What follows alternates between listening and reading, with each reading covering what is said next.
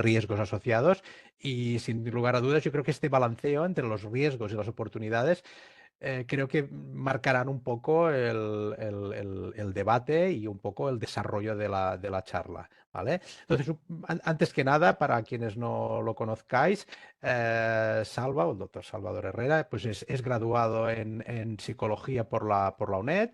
eh, Ha realizado un máster y un doctorado en neurociencias en la Universidad de Vigo y de psicología dentro del ámbito también de la psicología clínica.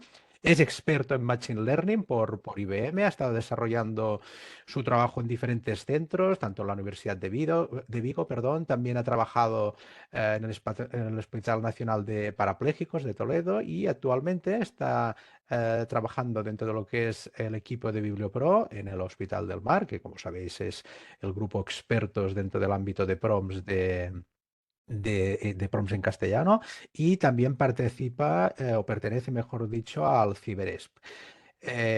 Como os comentaba últimamente, una de sus áreas de expertise es la utilización de técnicas de Machine Learning a través de programas como Python, etcétera, y utilizando herramientas de inteligencia artificial. Entonces, Salva se incorporó a nuestro equipo, al comité científico de Navet, aproximadamente hará pues como 6, 9 meses, y entonces la verdad que se incorporó con bastante fuerza y nosotros pues muy contentos que realmente pues estuviera también tan entusiasmado con nuestro proyecto, con el proyecto Naveta. Entonces, una de las ramas o de las derivadas que ha aparecido ha sido la posibilidad de trabajar el tema de los prompts y prems dentro del ámbito de la telemedicina con Naveta, pero con una visión totalmente diferente, es decir, a la utilización de Naveta para hacer telemedicina, comunicarnos con nuestros pacientes y registrar de forma telemática prompts y prems que nos ayuden a mejorar nuestra asistencia clínica en el día a día, pues esta nueva vertiente que estamos trabajando con Salva es la implementación de técnicas de Machine Learning para conseguir establecer modelos predictivos de prompts y de prems. Realmente esto es algo que es un nuevo paradigma, realmente es algo que nos introduce en un nuevo escenario. Con todas las precauciones, ¿eh? Yo creo que como moderador del acto es lo que decía al principio, con todas las precauciones, con toda la humildad del mundo, creemos que esto nos tiene que ayudar. Es decir, cuando hablamos de predicciones, y la palabra ya lo dice, es decir, nos tiene que ayudar a mejorar nuestra asistencia y, ¿por qué no?, predecir para adelantarnos la toma de decisiones. Y este es el objetivo, ni más ni menos. Entonces, sin más, le doy la palabra a Salva y nada, muchísimas gracias por tu participación en nuestros webinars, Salva. Bueno, pues nada, gracias, Viole, por la presentación. Encantado, ya sabes, de estar aquí. Voy a compartir la pantalla para que podamos ver. ¿Me dice si se ve? Sí, se ve, Salva, sí. Vale, perfecto. Pues nada, empezamos entonces. Bueno, pues como ha dicho bien, esto en realidad el proyecto Algopromia lo que intenta es ser una herramienta más para el proceso de toma de decisiones. Desde luego no tiene intención de sustituir ni mucho menos la parte clínica, ¿no? Simplemente lo que intenta es aportar información para eso, enriquecer la toma de decisiones. La charla está estructurada en una serie de puntos. Bueno, esto es así un poco académico, no vamos a ir hablando de todos estos puntos, ni siquiera vamos a ir a seguir este guión. Simplemente, bueno, deciros que iremos tratando alguna de estas historias, una de estas cosas, de manera, bueno, pues anecdótico, puntual, en función de lo que nos vaya haciendo falta, ¿no? Yo sé que la mayoría de vosotros tendréis perfil técnico y esto lo tendréis como muy controlado y muy claro, ¿no? Pero bueno, tal vez hay alguien que todavía no tiene muy claro en qué se distingue o cómo se diferencia inteligencia artificial, machine learning, deep learning y todos estos conceptos que a veces leemos, ¿no? Y de una manera así un poco diagonal y asumimos como que son, que entendemos bien lo que pone, pero bueno, a veces nos queda alguna laguna, ¿no? Entonces, por decirlo simplemente y tal y como pone la imagen, la inteligencia artificial sería si queremos, el gran paradigma o la ciencia que estudia o que desarrolla todos aquellos programas que tienen la habilidad de aprender y razonar como los humanos, ¿no? De momento estamos lejos de esto. Más allá de algún titular sensacionalista de algún periódico y de alguna red social, estamos lejos de esta habilidad, ¿no? Sobre todo la de razonar. Dentro de la inteligencia artificial tendríamos el subcampo, la subrama o si se quiere el subapartado, ¿no?, del machine learning, y aquí sí hablaríamos de algoritmos con la habilidad de aprender sin que sean explícitamente programados para ello, ¿no? Esto también es un poco capcioso porque en realidad sí que están preprogramados con las estrategias necesarias para poder aprender, ¿no? Bueno, pues al igual que los seres humanos, cuando nacemos, al nacer tenemos una serie de preprogramación neural, una serie de instintos que vamos convirtiendo y desarrollando en habilidades. Bueno, pues la inteligencia artificial, el machine learning, hace un poco lo mismo, ¿no? Y finalmente tendríamos deep learning, que serían todos aquellos apartados, todos aquellos subsets de algoritmos que están relacionados, bueno, pues con las redes neuronales y con capas mucho más profundas y exigentes de computación, que no es el caso del webinar de hoy y que para Navetta, bueno, pues no tendría aplicación en este caso, ¿no? Finalmente, por dejar un poco la parte académica vista, tenemos también dos formas de referirnos al Machine Learning.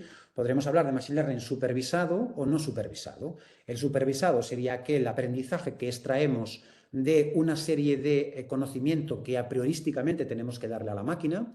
Es decir, si hablamos de pacientes, por ejemplo, pues tendríamos pacientes y todas sus variables que queramos poner, tanto fisiológicas como sociológicas o sociodemográficas, y además tendríamos que dar el diagnóstico de este paciente, para que la máquina extraiga y combine las dos partes de la información, el diagnóstico y las variables, y sea capaz de extraer un patrón que luego pueda colocar en otros pacientes, ¿no? Por lo tanto, el supervisado necesita conocimiento a priorístico. Sin embargo, o al contrario, el no supervisado no requiere aprendizaje a priori, no requiere información a priori, ¿no? O sea que podríamos tener una serie de, por hablar de pacientes, una serie de casos en los que la máquina sea capaz de extraer un patrón, por ejemplo, ¿no? Un algoritmo muy clásico de aprendizaje no supervisado, pues sería todo el tema de clusterización, ¿no? Le damos a los software de estadística una serie de casos y el software hace una clasificación un poco, bueno, pues más o menos como el software le parece oportuno, pero no le tenemos que decir cómo tiene que hacerlo, ¿no? Aunque es verdad que luego tocamos alguna serie de parámetros para mejorarlo, pero esto sería aprendizaje no supervisado. Y por último, podemos hablar de aprendizaje de Machine Learning online o en modo batch. Online se refiere a que una vez que el algoritmo está diseñado y ha aprendido en el laboratorio, cuando se saca a producción, sigue aprendiendo. Es decir, está introduciendo casos para generar predicciones y al mismo tiempo está como sobreaprendiendo continuamente, ¿no? Como podéis entender o como podéis prever, esto requiere una capacidad de computación bastante elevada y sobre todo un nivel de hardware muchas veces, bueno, pues difícil de conseguir, ¿no? Y luego tendríamos, y además el modo online tampoco es que sea, dependiendo de la tarea, es o no adecuado, porque a veces las variables generan ruido, entorpecen el aprendizaje, por tanto, en este sentido, en el campo en el que nos movemos de la medicina, en la biomedicina, es mucho mejor que un supervisor, en este caso una persona que está diseñando el algoritmo, sea la que supervise, ¿no?, cómo es el aprendizaje. Y finalmente tendríamos el modo batch, que sería el modo que vamos a aplicar en Navetta o que hemos decidido que aplicaríamos en Navetta, que es que en el laboratorio hemos diseñado y preparado los algoritmos, los hemos entrenado y una vez que consideramos que el aprendizaje es óptimo y adecuado, lo soltamos a producción o lo soltaríamos a producción y entonces el modelo sí simplemente transfiere lo aprendido en el laboratorio a la vida real, ¿no? Bueno, pues esto sería un poco la parte académica, ¿no? Sin embargo, como decía antes Biel, esto es un paradigma disruptivo, ¿no?, la predicción de los prompts. Sin embargo, esto tiene al menos 20 años de antigüedad. En esta revisión que os enseño aquí, que es del año 2022, lo he borrado, pero es del año 2022, ya se encontraron una serie de artículos que utilizaban una serie de algoritmos o bien para clasificar, veis aquí, ¿no?, para clasificación, o bien para regresión. La regresión sería predecir un valor exacto de un paciente concreto, un prompt concreto, o la clasificación sería la intención o la herramienta para clasificar, pues, o hallar patrones de pacientes o clasificar en distintos grupos, ¿no? Por tanto, ya es un trabajo que se lleva haciendo durante un tiempo. Sin embargo, pues hablábamos antes de comenzar el webinar, ¿no? Lo importante que es el mostrar el conocimiento y mostrárselo a otros profesionales para que puedan aprovecharlo. Pues el problema que hay hoy en día con estos algoritmos y con estas aproximaciones de distintos laboratorios es que luego aquello que se ha entrenado y que se ha publicado no pasa a producción. No pasa a producción por una serie de problemas, bueno, pues problemas logísticos o problemas de infraestructura, ¿no? Hace falta tener un partner tecnológico, como es el caso de Naveta, y luego veremos, potente, que ayude a que ese algoritmo, a que ese aprendizaje se pueda trasladar a la clínica, ¿no? Entonces, en este caso, nosotros ese es una de nuestras fortalezas y es un avance con lo que hay actualmente. Decir que revistas tan importantes como The Lancet, que todo el mundo conocéis y que sabéis que es, digamos, la punta de lanza de la medicina, ya asumía a principios de este año, del 23, que los PROS en combinación con otras variables clínicas o fisiológicas pueden ser interesantes para determinar un diagnóstico particular dentro del modelo de inteligencia artificial, ¿no? Y lo que es más importante, un PRO puede ser utilizado, una medida PRO puede ser utilizada como un output, es decir, puedo intentar o puedo buscar predecir con variables sociodemográficas y fisiológicas ese resultado. O sea que la idea que tenemos en Naveta de intentar encontrar sistemas que nos ayuden a tomar las decisiones lo más informadas posible ya es algo que está siendo asumido en el campo, ¿no? Es más, y por último, el último artículo que os quería enseñar es, bueno, también otra revista de alto impacto y sobre todo con mucha influencia, el Scientific Reports. Estos autores ya dicen, en el contexto de la rehabilitación, ya dicen que la predicción de la calidad de vida es una cuestión crítica para optimizar el proceso de rehabilitación, ¿no? Desde un punto de vista de eficiencia y eficacia, y que el Machine Learning, evidentemente, bueno, pues es una herramienta prometedora en este sentido. Por tanto, el cambio teórico de paradigma se está dando. Simplemente estamos, bueno, pues en este momento intentando colocar las ideas teóricas en el punto de vista práctico, ¿no? Enseñaros, nada, muy rápido, dos ejemplos de lo que se está haciendo hasta ahora y que tienen relación con lo que nosotros vamos a hacer. En este ejemplo, por ejemplo, estos autores, dentro del contexto del stroke, del infarto cerebral, por decir así, intentan encontrar aquellos pacientes que son mejores respondedores que otros pacientes a un tratamiento determinado. Es un tratamiento farmacológico y además una serie de intervenciones conductuales, ¿no? Bueno, pues además de utilizar distintos elementos de neuropsicología, utilizan también el SIS-ADL, que es el Stroke Impact Scale, que es, digamos, el cuestionario PRON Gold Standard en esta patología o en este tipo de patologías, y lo que intentan es, utilizando variables sociodemográficas, aquí veis, edad, sexo, años de educación, etcétera, pero también variables pues, más fisiológicas, ¿no? Más relativas a la enfermedad, pues como el tiempo, el lugar de la hemiplegia, etcétera, etcétera, intentan predecir o intentan clasificar a pacientes buen respondedor o paciente mal respondedor, ¿no? Y esto lo hacen con un cierto éxito, fijaros, con una curva ROC, que no enseño aquí para no poner la diapositiva más liosa, pero bueno, tiene un 0,7 o un 70% de sensibilidad. Por tanto, estos autores, es un artículo muy reciente del año 23, alcanzan una sensibilidad muy interesante, ¿no? Sin embargo, uno de los artículos que más representa, y esto ya sería el último ejemplo, que más representa lo que vamos a hacer en Naveta, es este artículo. Este artículo es del año 2008, ya os he dicho que esto de predecir los PRONs, la idea es relativamente antigua.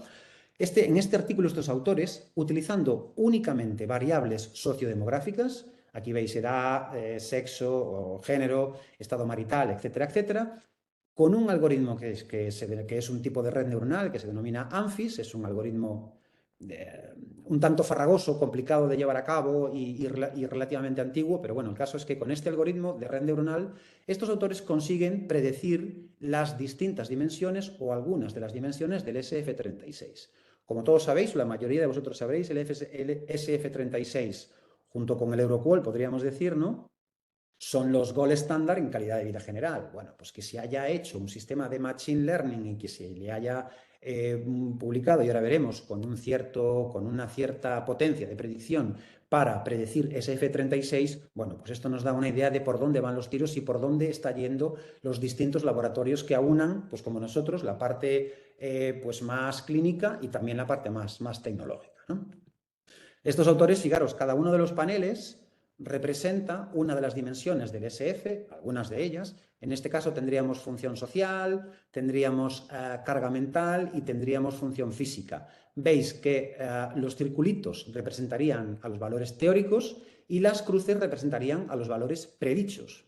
Y veis que además están muy cerca unos de otros, ¿no? En puntuación estándar. Bueno, de tal forma que estos autores consiguen un gran éxito, porque estamos hablando de errores RMS y MSE. Ahora veremos más adelante qué significa esto, pero simplemente quedaros con los valores, ¿no? 0,04, 0,03, o sea, que son unos valores, un error en predicción muy pequeño, ¿no? Por tanto, esto nos pone en la pista de que estamos probablemente en el camino adecuado, ¿no? En este contexto que hemos estado comentando hasta ahora es en el que nace Algopromia, ¿no? Algopromia lo que intenta es tomar los valores o tomar información de Patient Report Outcome y también Experience, juntarlo con algoritmos o técnicas de Machine Learning y aportar valor. Aportar valor, pues como decíamos al principio y sobre todo al principio del inicio del webinar, aportar valor a la toma de decisiones y que ayude desde un punto de vista del investigador o del clínico, bueno, pues a clarificar lo que puede pasar con una cierta probabilidad de acierto en el futuro, ¿no? Una de las ventajas de Algopromia, y esto sería una de nuestras fortalezas en contraposición a aquellos artículos que mencionábamos al principio y que no pasaban de ser una apuesta teórica, puesto que se había bueno, publicado el artículo, pero aquello luego nunca se traslada a la clínica, o por lo menos no hay noticia de que se haya trasladado a las clínicas. Como decía, el proyecto Algopromia se apoya en tres grandes pilares, ¿no? Por un lado, la infraestructura tecnológica, no cabe duda que como todos sabéis, y bueno, pues si alguno no lo sabe, ya se lo desvelo yo en este momento, Naveta corre sobre Femium, que es una plataforma, un producto de Costaiza y que es, digamos, el partner que sustenta tecnológicamente todo esto, ¿no? Por otra parte, tenemos el comité científico, que es, sin duda alguna, el impulsor intelectual de Algopromia y es, bueno, pues gracias al cual tenemos esta abolición, esta convicción de que con esto de Algopromia podremos aportar un poco de valor al ecosistema de Naveta, ¿no? Por otra parte, tenemos la gran cantidad de datos que tenemos almacenadas en las bases de datos de Naveta. Veremos que para este proyecto hemos utilizado prácticamente 35.000 respuestas a prompts, que es una cifra nada desdeñable. Y finalmente nos apoyamos evidentemente en las tecnologías más estandarizadas de Machine Learning, ¿no? Creemos que Algopromia puede tener un impacto, ahora veremos cómo hemos desarrollado esto, ¿no? Pero creemos que puede tener un impacto interesante y este impacto lo hemos dividido como en tres bloques. Tendríamos por un lado la gestión asistencial, tendríamos también el posible impacto en la clínica y tendríamos también el posible impacto en la industria, en las CROs, en fin, etcétera, etcétera, ¿no? Simplemente, ya que está ahí escrito, simplemente dar, bueno, pues una pincelada de cada uno. Desde luego, si yo soy un gestor o si soy un proveedor de producto asistencial y detecto o puedo predecir con un cierto margen que mis pacientes o un grupo de pacientes va a puntuar mal en un PREM, por ejemplo, en un Patient Report Experience, que como sabéis mide la experiencia que tengo con mi proveedor sociosanitario. Bueno, pues si veo que hay una puntuación negativa, un proceso que puedo mejorar, anticipadamente puedo llevar a cabo todas aquellas acciones, bueno, pues que puedan intentar paliar esta situación, ¿no? Desde luego la clínica sería una situación similar, ¿no? Si soy capaz de tener más información para la hora de tomar decisiones, si soy capaz de anteponer, o mejor dicho, proyectar en el futuro cómo irá aquel paciente en una dimensión determinada de un PRON determinado, pensemos por ejemplo en el HATS que mide ansiedad y depresión, o pensemos en algún cuestionario que mide efectos adversos. Si soy capaz de proyectarme al futuro y ver que ese paciente pues, no va a ir del todo bien, puedo también como clínico, y desde luego desde mi punto de vista como clínico, realizar o poner en marcha todas aquellas acciones que sean necesarias para, bueno, pues evitar esa mala puntuación en calidad de vida, ¿no? Y finalmente, también un único apunte de la industria, imaginaros que yo pudiese... como sabéis, los estudios de coste-utility son esenciales para ver si el tratamiento que yo propongo, ya sea farmacológico o conductual o de cualquier otra naturaleza, si el coste-efectividad merece la pena, ¿no? Si es, bueno, pues adecuado llevarlo a cabo, ¿no? Imaginaros si yo en un entorno virtualizado pudiera, bueno, proyectar sobre el futuro cómo va a afectar mi tratamiento, ya sea del tipo que sea, para hacer pronóstico, para hacer un anteproyecto, digamos, un proyecto pequeño, y ver cómo tengo que desarrollar mi estudio clínico. Evidentemente, esto no viene a sustituir un estudio clínico, pero sí que puede ayudar, ¿no? ¿De dónde sacamos los datos para hacer todo esto que estamos comentando y para aportar valor al ecosistema de Naveta? Bueno, como todos sabéis, o la mayoría de vosotros sabréis, Naveta es una plataforma a través de la cual el clínico o el profesional asistencial prescribe un PROM y el paciente lo responde, y esto es una comunicación bidireccional pero privada. En ningún momento para acceso de datos de Algopromia tenemos acceso a esos datos. Eso es digamos, un circuito cerrado, por decir así.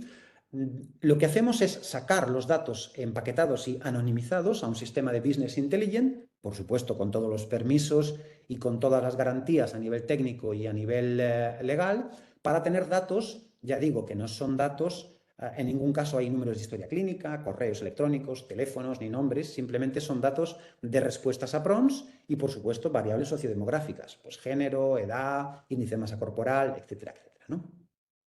La presentación que os estoy enseñando está basada en cálculos de agosto del 2023. En aquel momento teníamos alrededor de unas 40.000 respuestas que, una vez que son purgadas, porque hay datos que están faltantes o datos que son erróneos, etcétera, etcétera, los pacientes se equivocan al teclear, bueno, pues nos hemos quedado con alrededor de 33.000 respuestas a cuestionarios, ¿no? Y estas 33.000 respuestas son lo que hemos utilizado para realizar todo lo que es la parte de predicción. Esto sería la población. Bueno, simplemente para que veáis, ¿no? Pues que tenemos más hombres que mujeres, pero en un porcentaje pequeño, un 10%, casi un 10% de más hombres. Pues tenemos que la mayoría están ocupados, que la mayoría tienen un nivel de estudio medio, que no son fumadores, pues una edad cercana a 50 años, un peso relativo cercano a los 70 y tantos kilos, etcétera, etcétera, ¿no? Con estos datos que os he comentado es con los que entrena y con los que trabaja Algopromia. Y Algopromia tiene tres pilares principales: puntuación global, evolución clínica y clasificación. Iremos viendo qué es y qué pretende hacer, cuál es el éxito o la fortaleza de cada uno de los tres pilares, y un pequeñísimo ejemplo. Comenzamos por la puntuación global. La idea de Algopromia Puntuación Global es intentar predecir el valor de un PRON determinado para un paciente determinado en una dimensión determinada. Como sabéis, los PRONs pueden medir varias dimensiones o una solo, y lo que nos interesa conocer es cómo está el paciente X en esa dimensión concreta. Bien, para ello utilizamos una serie de variables predictoras. Aquí las tenemos. A decir que en Naveta no hay datos fisiológicos, que pasamos PRONs, por tanto son datos psicométricos, si se quiere decir así, y variables sociodemográficas. Sin embargo, quiero detenerme un momento en la medicación, porque sí que en Naveta tenemos el fármaco que está tomando el paciente. Es verdad que no tenemos datos fisiológicos, pero también es verdad que de alguna forma la variable medicación es capaz de captar cierta información fisiológica. Hay que pensar que el fármaco está prescrito por un profesional y lo prescribe en función o en base a unas características determinadas y a una sintomatología determinada. Por tanto, el fármaco le da a Algopromia una cierta información fisiológica, ¿no? Bien, con estas variables queremos predecir un resultado concreto dentro de un margen de error determinado y con una probabilidad determinada. Ahora iremos viendo exactamente qué son estos valores, ¿no? Lo primero que tenemos que hacer en todo proceso de predicción y probablemente en todo proceso de análisis de datos es una reducción de variables. Tenemos muchas variables y probablemente algunas de ellas no aporten información, simplemente generen ruido, ¿no? Por lo tanto, con un sistema sencillo de componentes principales, hemos llegado a la conclusión o al punto en el que tres componentes, aquí veis 1, 2 y 3, explicarían ya el 82% de la varianza. ¿Qué quiere decir? Que tres componentes son capaces de explicar la mayoría de los datos. Ir más allá aumentaría muy poco la predicción y sí aumentaría mucho el ruido. Cada una de esas componentes está compuesta por una serie de variables. Aquí vemos el resultado final, la componente número 1, la componente número 2 y la componente número 3. Y cada una está compuesta por una de las variables que tenemos en Naveta. Fijaros, por ejemplo, fármaco, como tiene un gran peso, no importa tanto si es positivo o negativo, es en valor absoluto, hay que verlo en valor absoluto. Fijaros que tiene un peso, el peso máximo sería 1, el mínimo sería 0. Fijaros lo que importa esa variable medicación en la componente 2, ¿no? Pues igual que estamos extrayendo la variable medicación, bueno, pues se han extraído de manera utilizando técnicas de estadística aquellas variables que son estadísticamente relevantes en las componentes. En resumen, que nos quedamos con edad, peso, altura. Sin embargo, vamos a descartar situación laboral, nivel de estudios, fumador, puesto que no queremos decir que no sean importantes, sino que lo que queremos decir es que para los datos actuales no son suficientemente explicativas y, por lo tanto, otras variables tienen más poder explicativo, ¿no? Bien, una vez que tenemos claro qué variables vamos a utilizar, hay que hacer un preprocesado de los datos. Todo esto lo hemos hecho con Python. En fin, es un script que si alguien tiene alguna duda, alguna cuestión, bueno, pues podemos comentarlo. En fin, pero voy a pasar por esto rápidamente. Lo primero que hay que hacer en Machine Learning es dividir nuestro conjunto de datos. Un bloque sería para hacer el entrenamiento y otro bloque, sería para hacer la validación o el test, ¿no? Habitualmente y por convención se utiliza el 80% de datos para entrenamiento y el 20% para la validación. Pues esto es lo que hemos hecho en Gaveta, ¿no? Sin embargo, hay uno de los problemas que tenemos en el entrenamiento con este tipo de datos y sobre todo en datos de biomedicina es el desbalanceo de los datos. En realidad, no todos los cuestionarios están igual de representados. Tenemos muchísimas respuestas a este cuestionario, efectos secundarios, muchísimas respuestas a cuestionarios relativos a VIH y prácticamente o muy pocas respuestas a cuestionarios relacionados con pues, patologías intestinales inflamatorias, por ejemplo, ¿no? Bien, hay que aplicar algunas técnicas para que la capacidad de predicción sea proporcional a esta cantidad de datos, ¿no? Si no, el modelo se limitaría a predecir el primer cuestionario y ya explicaríamos los 2 primeros o los 3 primeros, explicaría la mayoría de los datos. Por tanto, esto no es correcto. Lo que hemos hecho es un proceso que se conoce como balanceo. No lo voy a explicar, simplemente decir que esto sería el bloque de entrenamiento. He sustituido los nombres de los cuestionarios por números para que sea un poco más fácil de leer. Simplemente quedaros con la idea de que en el grupo de entrenamiento el cuestionario representado por el color azul tiene el mismo peso que en el grupo de validación. El cuestionario verde tiene el mismo peso en entrenamiento que en validación, de tal forma que la predicción que hagamos estará equiparada. Y finalmente, desde el punto de vista teórico, antes de pasar a enseñaros los resultados, que ya vamos por más de la mitad de la charla, finalmente utilizamos o se suelen utilizar en modelos de regresión, que es lo que estamos intentando predecir, un valor exacto, 2 métricas que nos dan idea de lo bueno que es nuestro modelo. Nos dan idea de la diferencia que hay entre los valores predecidos o predichos, mejor dicho, y los valores reales, ¿no? En este gráfico que os he preparado representa un poco esto para intentar transmitiros la idea. Mirad, la línea verde serían todos los valores reales, ¿no? Valores inventados, pero valores reales. Y las líneas de trazo serían los valores predichos, ¿no? Veis que hay una cierta distancia tanto en el eje de las X como en diagonal. Bueno, pues estas distancias son las que intentan captar tanto el MSE, si recordáis, esto es un concepto que habíamos mencionado en el ejemplo de la red neuronal que predecía el SF36 y una raíz cuadrada de 2,71 en este caso, que también intenta captar la distancia, ¿no? Bien, pues teniendo claro cómo vamos a trabajar, lo primero que hemos hecho es probar distintos modelos. Esto es una estrategia habitual en Machine Learning y es probar distintos modelos y ver cómo se comportan. Bueno, pues los distintos modelos que hemos probado también redes neuronales, pero no funcionan mucho peor con nuestras variables, por tanto, modelos de Machine Learning lineales. Bueno, pues aquí os pongo los modelos que hay y fijaros, las 2 líneas representan el error. Por tanto, cuanto más abajo esté el punto, mejor, porque menos error hay. Bueno, pues el que tiene menos error en ambas métricas, el MSE y el RMSE, es el Random Forest. Por tanto, es nuestro modelo de elección, es el Random Forest. Es el modelo que vamos a utilizar para hacer las predicciones. Y aquí tendríamos, una vez que los datos están preprocesados, las predicciones llevadas a cabo. Veis que nuestro modelo tiene, este gráfico representaría valores reales versus valores predichos. Veis que tiene una capacidad de predecir el 94% de todos los puntos, con un error en puntuaciones estándar, es decir, divididas por su desviación estándar, de 0,06, similar al 0,04 o 0,03 que se presentaba en el artículo de ejemplo, ¿no? Vemos también que la distribución de errores está cercana al cero. Quiere decir que habrá errores positivos, habrá errores negativos, pero en promedio estaremos en cero. Y vemos como todos los errores están, pues, lógicamente, igual que lo vemos aquí, cercanos al cero, ¿no? Sin embargo, os daréis cuenta que esto es una métrica generalista. Esto nos da una idea del modelo general, donde están metidos todos los pacientes con todos los cuestionarios. Pero esto no nos sirve para Naveta, puesto que tenemos todos estos cuestionarios, ¿no? Tenemos todos estos y queremos saber cuál es el poder predictivo en cada uno de los cuestionarios. Bueno, pues para intentar averiguar o poner de manifiesto cuál es la capacidad predictiva, y con esto terminamos, de algopromia en los distintos cuestionarios, hemos utilizado el paradigma o la estrategia de la diferencia de puntuaciones estandarizadas, que no es más que estandarizar las puntuaciones reales, estandarizar las puntuaciones predichas, restar cada una de los puntos y obtener una diferencia de puntuaciones estandarizadas.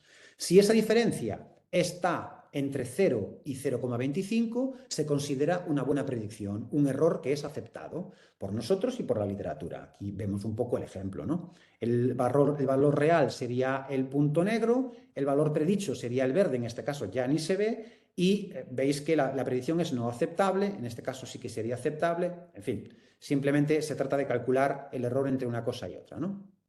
Sin embargo, esto es un promedio.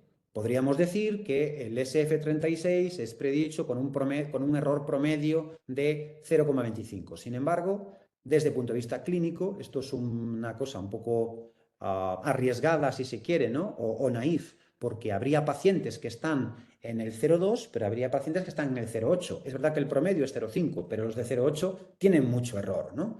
Entonces, hemos ido un paso más allá y lo que hemos hecho es calcular la probabilidad de que todos los errores sean más pequeños que 0,25. De tal forma que todos nuestros cuestionarios que son válidos para predecir, podremos decir que, vale, todos los errores están o son así de pequeños. No en promedio, ¿no? Y esto es interesante porque tenemos una garantía de que la predicción es más correcta, ¿no? Y os enseño los resultados. Algunos de los cuestionarios, simplemente porque veáis un ejemplo. He querido remarcar el P3CEQ porque es el único PROM que tenemos estándar en Naveta, y mirad que somos capaces de predecir su puntuación con un error más pequeño que 0,25 en un 82%, es decir, que tenemos una altísima tasa de predicción del PREM, ¿no? También de los cuestionarios PROMIS, de la subescala de funcionamiento físico, de la subescala de fatiga y también de la subescala de dolor. Esto es relativamente importante porque, bueno, PROMIS, como la mayoría de vosotros conoceréis, son iniciativas importantes, transversales, se están introduciendo en la mayoría de ámbitos, y por tanto que Naveta Algopromia sea capaz de predecir en nuestra corte el resultado de estas subescalas de PROMIS, pues es ciertamente importante, ¿no? Algunos otros ejemplos, el DLQI, para nosotros la psoriasis es una patología importante, puesto que tenemos muchos pacientes, también estamos prediciendo al 98%. Los otros no los nombro, pero fijaros, aquí tenemos un acierto del 100%, aquí tenemos un acierto del 100%, un acierto en el fatiga del 80%, es decir, son tasas muy elevadas, ¿no? Y finalmente, estos serían todos los cuestionarios que hemos podido predecir. De 29 cuestionarios, hemos sido capaces de predecir 21 cuestionarios por encima, salvo la escala de Berger, están todos por encima del 80%, ¿no? O sea que creemos que es un buen inicio y un buen punto de partida para algopromia puntuación global, ¿no? Bueno, esto sería el estándar set de Naveta. Naveta tiene distribuidos los cuestionarios por grupos de patología. Donde veis un asterisco significa que lo podemos predecir pues, con un 70 o un 80% de probabilidad de éxito. Y nos quedan únicamente 3 diapositivas para explicar muy brevemente qué es algopromia evolución clínica y algopromia clasificación. Además de querer saber cuánto va a pronosticar, cuánto va a medir un paciente concreto en un PROM concreto, también nos interesa saber cómo va a evolucionar ese paciente dentro de las distintas etapas, dentro de su curso clínico, ¿no? Aquí veis un ejemplo del MIDAS, que es un cuestionario para migraña. Bueno, pues veis un paciente cualquiera, aleatorio, que tiene una progresión. Bueno, pues nos interesa también conocer cómo un paciente concreto puede llegar a evolucionar, ¿no? Bueno, pues aquí os enseño 3 ejemplos que hemos calculado para, en este caso, patología intestinal, inflamatoria intestinal. Son 3 cuestionarios relacionados con esta patología. Y bueno, os explico un poco el gráfico. La línea azul y el sombreado azul sería las puntuaciones promedio de todos los pacientes y las distintas etapas, el curso clínico medido en meses, 0 meses, 20 meses, 40 meses, 60 meses, etcétera. Y la línea punteada sería un paciente aleatorio en el que se ha hecho la predicción. Y veis que el error es, otra vez, tengamos en cuenta solo el valor absoluto, 0,08. Por tanto, también somos capaces de predecir, en este caso 0,01 para el HBI y en este caso 0,02 para el índice de Manitoba. Como podéis ver, somos capaces de predecir las series temporales, es decir, la evolución del paciente en su curso clínico, con también un grado de error muy pequeño, ¿no? Y con una probabilidad de éxito igual del 70 o el 80%. Finalmente, y con esto terminamos, también nos interesa conocer, o nos podría interesar conocer, cuál es el perfil que tenemos de pacientes determinados en función de una variable que nos interese. Por ejemplo, si queremos saber si nuestros pacientes son adherentes o no son adherentes, le pasamos un cuestionario, el cuestionario simplificado de adherencia, que lo tenemos instalado lo tenemos disponible en Naveta, y gracias a este cuestionario podemos clasificar a los pacientes en adherentes, que serían los puntitos azules, o no adherentes, que serían los puntitos naranjas.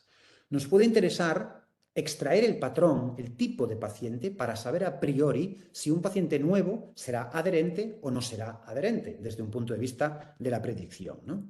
Bueno, pues esto es lo que hemos hecho con una serie de algoritmos que se llaman ARIMA, que son algoritmos de Machine Learning para clasificación y para extracción de patrones. Veis que en este caso hemos focalizado los no adherentes, ¿no? Tiene lógica querer encontrar a los pacientes que son no adherentes, por encima de los que son adherentes, que bueno, si son adherentes, pues fantástico.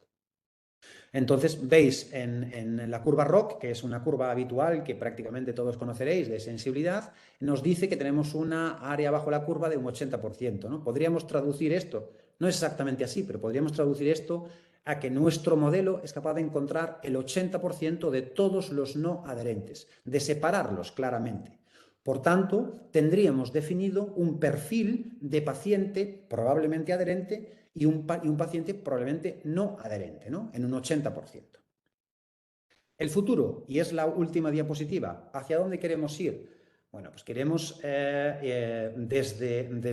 y con ayuda, por supuesto, y que no podría ser de otra manera, desde nuestro apoyo tecnológico, diseñar una herramienta que el profesional asistencial o el investigador, bueno, pues vaya colocando una serie de variables en estas cajitas. Por supuesto, colocaría el prompt que quiere predecir, y colocaría también la dimensión que le interesa en base al prompt que ha puesto y calcular el resultado de ese paciente exacto, en ese prompt exacto y en esa dimensión exacta, ¿no?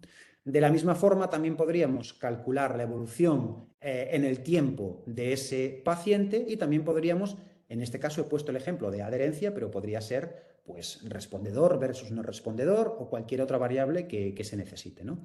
Y en este caso, automáticamente también podríamos decir si va a ser un paciente adherente o no adherente en función de lo que clasifica el SMAC, ¿no? Y de tal forma que tendríamos representados, bueno, pues los 3 ejes principales de algopromia, que serían puntuación global, evolución clínica y clasificación. Bueno, como decíamos al principio, y evidentemente hemos terminado, como decíamos al principio, se trata de, bueno, pues tener una herramienta que aporte información para, bueno, tomar las decisiones, que el proceso de toma de decisiones sea mucho más rico y desde el punto de vista clínico y desde el punto de vista de investigador o de promotor, bueno, pues tener información a priorística que nos ayude, bueno, pues a prever posibles efectos de nuestro diseño experimental, ¿no? Bueno, y sin más, daros las gracias por haberme escuchado y por estar en el webinar, y si alguno tiene alguna pregunta, pues supongo que Biel dará paso. Bueno, pues muchísimas gracias, Salva. La verdad Muy interesante, realmente es un tema que es apasionante, además estamos en plena ola, estamos en plena ola de inteligencia artificial, de machine learning y nosotros somos dos entusiastas sin lugar a dudas, igual que muchos de los compañeros que están aquí conectados en la sesión. Entonces, bueno, yo tengo preguntas, pero voy a dejar que si alguien quiere decir algo, pues si lo quiere poner por el chat, pues por el chat y si quiere pues decirlo por el micro, pues adelante. Bueno, he quitado la presentación porque si no, no os veo, ¿eh? Vale, sí, sí, sí, no, no, ningún problema. En el chat no veo nada, pero insisto, si alguien quiere preguntar, si no, yo voy preguntando y así animamos un poco. A ver, Salva, evidentemente, yo creo que esto es algo que tiene muchísimas ventajas, como os he explicado, es decir, o a priori las expectativas es que nos ayude realmente, efectivamente, que sea un dato más, es decir, que sea un ítem más a considerar a la hora de hacer el abordaje de un paciente y como tal lo tenemos que adoptar en este momento. Obviamente hay muchísima investigación y todas las predicciones, etcétera, que vayamos teniendo, hay que tomarlas como lo que son, es decir, son predicciones y nos vienen a ayudar junto con el resto de datos que podamos tener. Pero yo ahora, claro, y ahora me tengo que cambiar de sombrero y te tendría que preguntar, ¿qué riesgos ves reales? ¿Qué riesgos ves de la utilización de estas herramientas? ¿Qué puede pasar o qué consecuencias negativas podrían llegar a tener? ¿Qué visto? Sí, sí, no, desde luego tienes razón, ¿no? Lo que estamos diciendo todo el tiempo, que se trata de una herramienta que va a coadyuvar, ¿no? Al clínico. Sin embargo, efectivamente tiene riesgos. Y el primer riesgo que se me ocurre es, pensemos que el estudio de la calidad de vida, bueno, no arranca en los años 2000, pero tiene una eclosión en los años 2000, ¿no? Después de Porter y otros colegas que arrancan y sobre todo diseminan esto de la calidad de vida.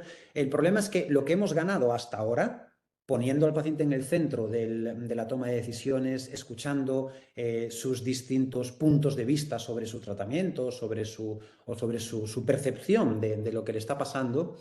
Es verdad que estos algoritmos de Machine Learning, cuando hacemos predicción sobre calidad de vida, estamos un poco, no es un paso atrás, pero sí que estamos separando un momento al paciente, descolocándolo del centro, ¿no?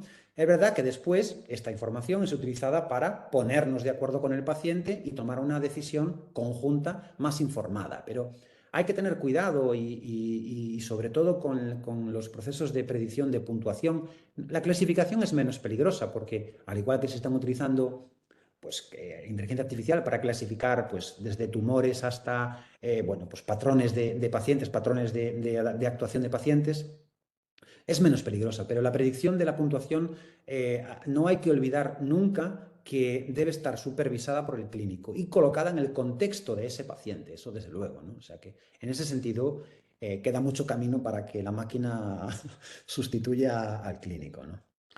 Sí, después también, claro, yo creo que en todo este tema de inteligencia artificial, etcétera, claro, de hecho nosotros en las jornadas del Lazareto que haremos en el 2024, el lema será humanización contra tecnología. Entonces, un poco hilando hacia lo que iremos en las jornadas del 2024, claro, yo creo que va a haber un trabajo pedagógico muy importante a hacer por parte de los profesionales sanitarios, de los tecnólogos, de los psicólogos, etcétera, para realmente convencer, entre comillas. Es decir, está claro que todo el tema de PROMS y PREMS, vamos, todas las asociaciones de pacientes, los propios pacientes están encantados de poder decir, oye, por fin se tiene en cuenta mi voz, lo que yo opino, mis preferencias, mis valores. Esto no lo discute nadie.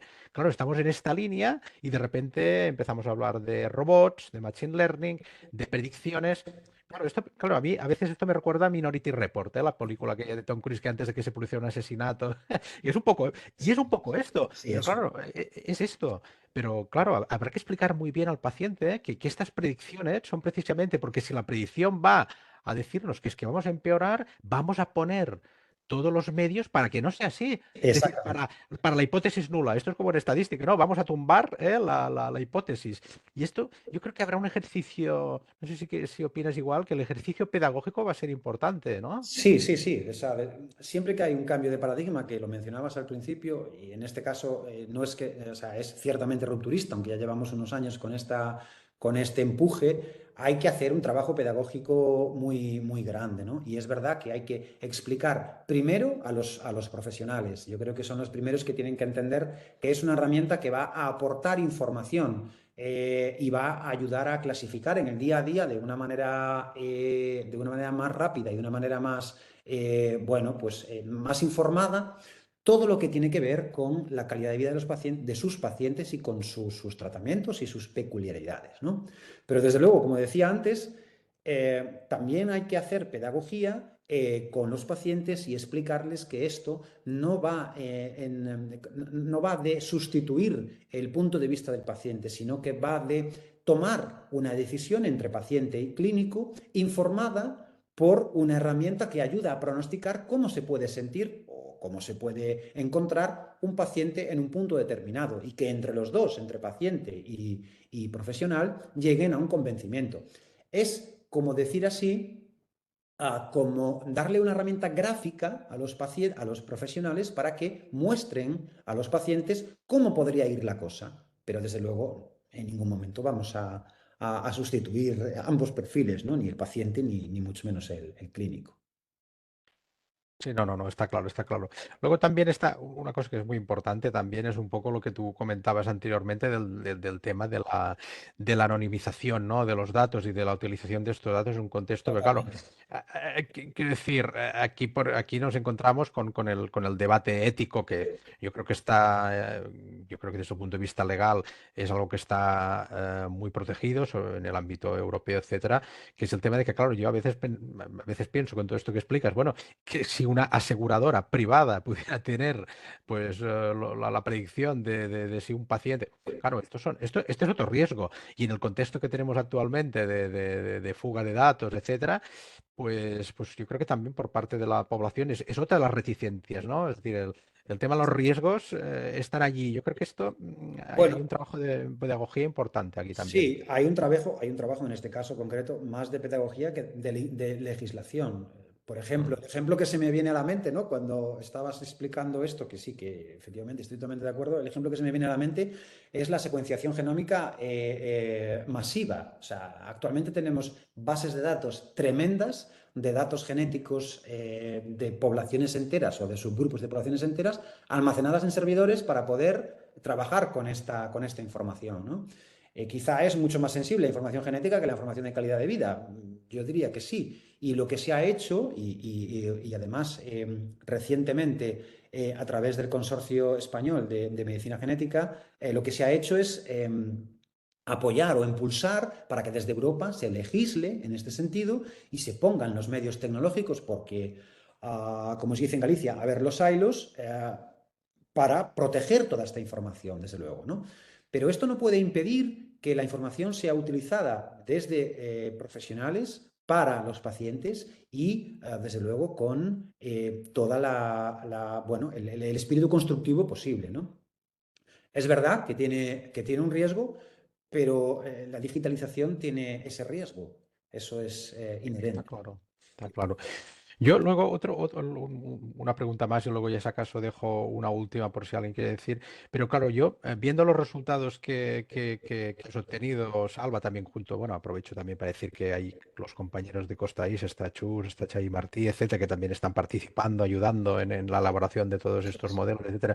La verdad es que viendo la capacidad predictiva, que realmente para mí es asombroso los porcentajes de capacidad predictiva que tiene, pero claro, a mí se me ocurre que y esto es el tema estrella cuando hablamos de este tipo de cosas, que es el tema de la interoperabilidad. Es decir, cuando seamos capaces de a todos estos datos que tenemos en Naveta, a través de la interoperabilidad, añadir de pues, los resultados que puede, por ejemplo, decías pacientes con IBD, ¿no? De inflamación intestinal. Si a estos datos le pudiéramos añadir datos analíticos, como puede ser, me voy a datos específicos, calprotectina, PCR que marcan inflamación y también datos, por ejemplo, del score endoscópico, bueno, es que claro, eh, realmente el poder predictivo es que se acercaría de cada vez más y más a uno. Y luego a esto, fíjate, que también otra fuente de datos, que a lo mejor esto a veces no lo comentamos, es el tema de que, claro, todos estos pacientes que tú has explicado que el medicamento da muchos datos, tú fíjate que los datos pivotales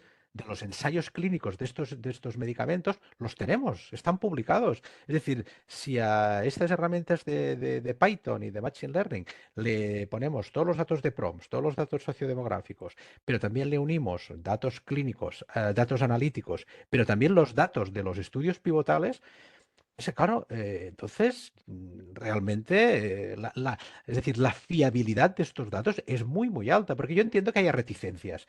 Yo entiendo que, no nos engañemos, puede haber reticencias a acabar de creer, porque estamos en ello, estamos investigando.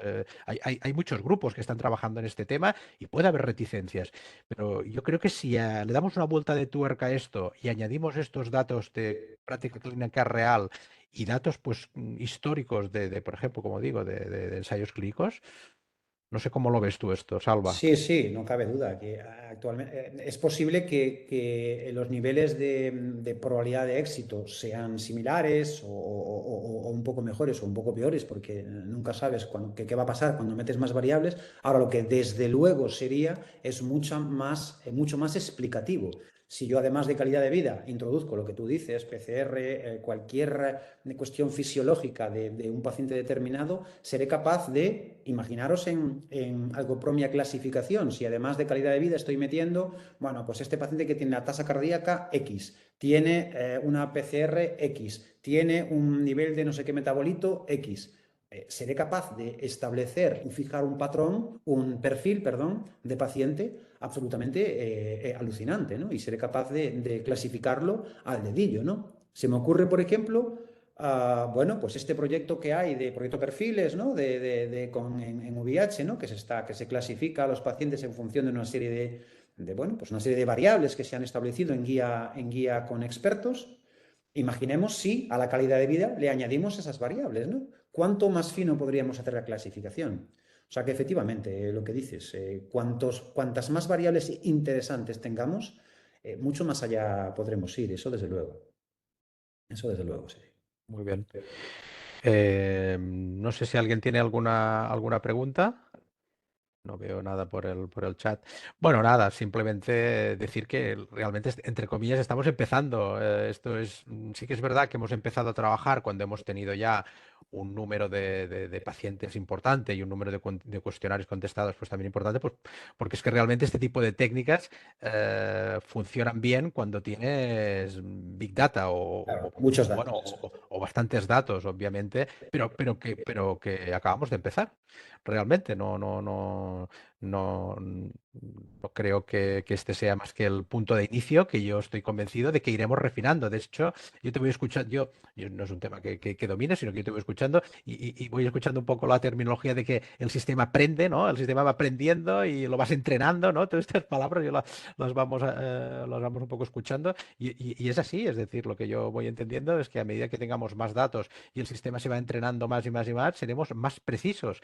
Y al final es lo que queremos, porque actualmente yo creo que debemos ser conservadores en el sentido de que yo ahora mismo estos datos no los voy a utilizar en práctica clínica, porque creo que estamos en un proceso de validación de datos. Claro, claro. Y en esto, claro, yo creo que este mensaje lo tenemos que decir y tenemos que ser muy claros. Es decir, estamos aprendiendo. Estos datos no los estamos utilizando para tomar decisiones en ningún paciente en este momento, porque estamos en este punto y creo que muchos equipos de investigación están ahí, en este Sí, punto sí. de aprendizaje. Efectivamente, o sea, el protocolo que tenemos establecido, como tú bien sabes, es, digamos, una aproximación de prototipo, que sería en la fase en la que estamos.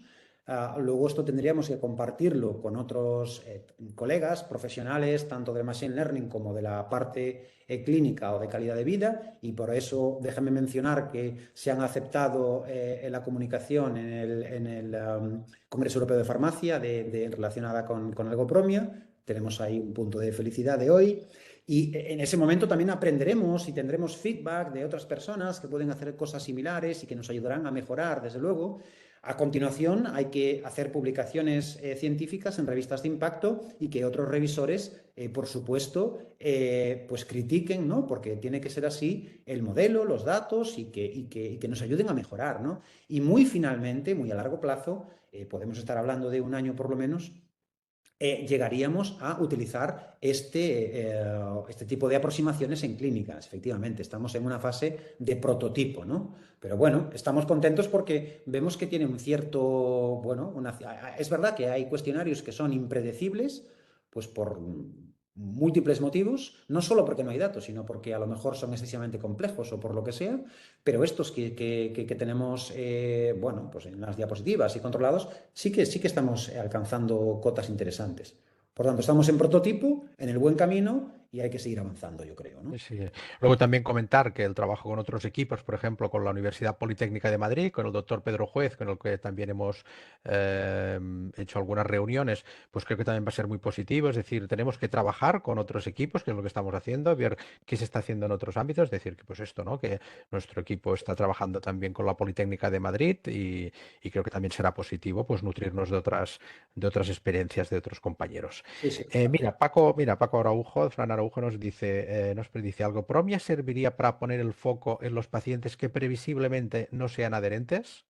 Sí, serviría para poner el foco, eso sería la última parte de la charla, serviría para poner el foco para hacer una primera aproximación sobre pacientes que no son adherentes y que posiblemente, en función de sus variables y de lo que hemos aprendido de otros pacientes, ese paciente concreto no sería adherente, ¿no?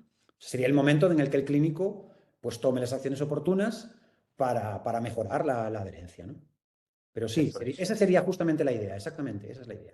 Claro, sí, sí, no, está claro, la pregunta es muy pertinente. Claro, si nosotros tenemos un perfil de pacientes que ya el modelo nos dice, pues este paciente las características sociodemográficas, porque es un medicamento que hay que tomárselo cada 8 horas en lugar de cada 24, por los motivos que sea, ya te dice que la probabilidad de que no sea adherente sea alta, lógicamente ahí puedes poner el foco. Y entonces poniendo el foco en ese paciente, tú sabes que hay intervenciones de tipo cognitivo, yo qué sé, o Eso es. incluso poner recordatorios, es decir, bueno, claro, claro que el poner el foco en este grupo, por ejemplo, de pacientes, pues nos es muy útil, sí, sí, en el Y ámbito además, clínico para los profesionales nos serviría muchísimo, claro, claro, además sí, sí, con bajo riesgo en este caso, ¿no? Porque la actuación claro, es siempre positiva, ¿no? O sea que claro, también una cosa que no hemos mencionado es que el sistema lo que pretende es, bueno, hemos dicho muchas veces que lo que pretende es ayudar al clínico, pero pensando siempre que la actuación va a ser positiva. O sea, siempre va a ser sobre una mejora del paciente, ¿no? Eso también es un riesgo, o sea, es menos riesgo que, bueno, pues diagnosticar alguna enfermedad o una cuestión similar que tiene, bueno, pues otra contraprestación, ¿no? claro, no, está claro. Todo este tipo de temas de modelos predictivos, etcétera. Por ejemplo, en el ámbito de la radiología, claro, estamos hablando que estamos viendo muchas noticias de, bueno, la inteligencia Eso es. artificial te permite diagnosticar un 20% más de tumores antes que. Bueno, ahí, cuidado, porque allí las decisiones que vas a tomar en base a eso pueden ser Correcto. muy, muy, muy contundentes, ¿no? Entonces ahí sí que hay ahí lo veo delicado, ¿no? Que no digo que, claro, luego No, no, tendremos y que se ver están si también. consiguiendo cosas muy interesantes, pero Sí, claro, sí. Luego hay que ver, el claro, riesgo es distinto. la fiabilidad, claro, porque si tú estás diciendo que sí, que estás pronosticando un determinado tumor con 2 o 3 años de antelación, eso es perfecto porque cuanto antes, sabemos que la quimioterapia, etcétera, todos estos tipos de terapias, cuanto antes actúas, mejor es el pronóstico, pero claro, aquí ya es más delicado porque a lo mejor con ese dato tienes que tomar la decisión de si vas a hacer o no, por ejemplo, una mastectomía, por decir, o una prostatectomía, claro, esto ya es más delicado. Entonces allí, por ejemplo, yo es un ámbito que a veces lo leo en papers y tal y pienso, Buah, digo, esto hay que tener una fiabilidad muy, muy, muy elevada porque realmente las decisiones terapéuticas, clínicas que vas a tomar, pues son de alto alcance, Calado, entonces, sí, sí. de alto calado, sí, que puede tener consecuencias. Entonces, bueno, estamos en fase, como digo, de validación y obviamente es un poco lo que quería remarcar, ¿no? Que estamos en fase de estudio, etcétera, y que poco a poco iremos aprendiendo y bienvenido sea, porque seguro que nos va a ayudar, sin duda. Bueno, pues si nada, no nos dice Fran Araujo que lo veo. Enhorabuena, pues nada, muchísimas gracias. La verdad que un placer. Muchas gracias a todos por conectaros. Gracias a Salva por la explicación. Como siempre, Salva es muy docente. La verdad que es un placer Bueno, escucharlo, hemos porque son intentado temas. hacerlo fácil, ¿no? Bueno, son temas complejos, no son fáciles de explicar desde el punto de vista docente y la verdad que es un placer escucharte y ver cómo pues tenemos un futuro que nos apasiona, que nos gusta, porque realmente nosotros lo que queremos es lo mejor para nuestros pacientes y esto pues, va a ser una herramienta más con la que seguro es que vamos a tener que trabajar con esto. Por lo Eso es. tanto, pues bienvenido sea. Pues nada, muchísimas gracias a todos y a todas y muy buenas tardes. Venga, gracias a todos. Adiós. Adiós, buenas tardes.